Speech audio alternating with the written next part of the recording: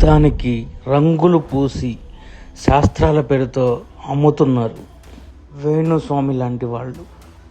జనం బలహీనతతో నువ్వు ఆడుకుంటే ఈరోజు పవర్ పేరుతో జర్నలిస్టులను ఎన్నాడుకున్నారు. ఏదన్నా అంటే శాస్త్రం చెబుతుంది అంటారు. అబద్ధాన్ని కాన్ఫిడెంట్గా చెప్తే అది నిజమైపోదు. ఇప్పుడు నువ్వు సూసైడ్ చేసుకునే పరిస్థితి వచ్చింది.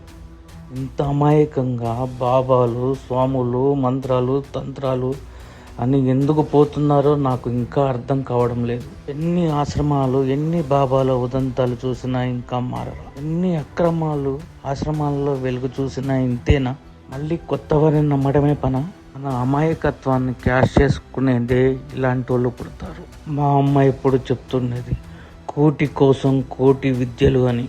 కానీ మా గురువు చెప్పాడు విద్య లేనివాడు వింత పశువు అని. ఎవరిని నమ్మాలి